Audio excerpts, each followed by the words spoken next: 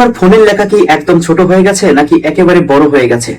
আজকের ভিডিওতে আমি দেখাবো যে কোনো অ্যান্ড্রয়েড ফোনের লেখা ছোট বা বড় করতে পারবেন, মাত্র 30 সেকেন্ডে ছোট বা বড় করতে পারবেন। অনেক মানুষ রয়েছে যাদের ফোনের লেখা একেবারে ছোট হয়ে গেছে বা ছোট কিন্তু তারা সহজে বুঝতে পারছে না।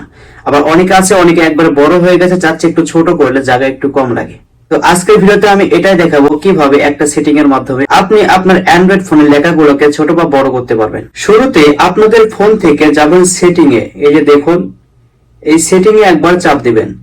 চাপ দেওয়ার পরে একটু নিচে আসবেন, নিচে আসার পরে একটি অপশন পাবেন, সেটা হচ্ছে যে আপনার ডিসপ্লে এন্ড ব্রাইটনেস, এইখানে একবার টাচ করে দিবেন।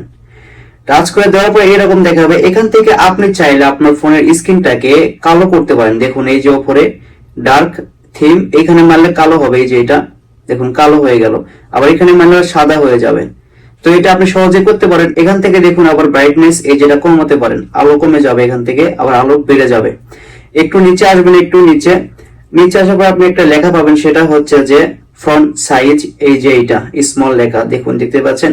তো এখান থেকে আপনি চাইলে এই লেখাগুলো বড় করতে পারেন। আপনার ফোনের লেখাগুলো দেখুন এ সবচাইতে ছোট দেওয়া আছে, এখান থেকে টেনে বুঝে আপনি মাঝে দেন বা মাঝে যে এটা আছে এখানে দেন, তাহলে এই ছোট থেকে একটু বড় হবে।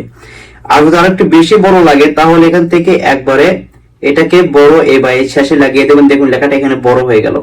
তো এখানে আপনি কোনটা রাখবেন, দেখুন এখান থেকে মাঝে এটাই রাখবেন, তাহলে ভালো হবে। দেখুন মাঝে রাখলে ঠিক এরকম দেখাবে। আর একবারে ছোট হলে তাহলে একবারে ছোট দেখাবে, এই দেখুন এরকম ছোট দেখাবে।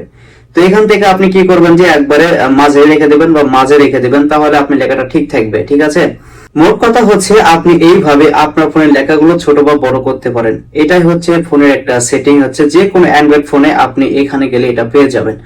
আমি যে ফোনটাতে দেখালাম এটা হচ্ছে টেকনোর ফোন, আর হচ্ছে অনেক ফোনে আছে যে সমস্ত ফোনে এটা সহজেই করা যায়। আপনি এভাবে করতে পারেন।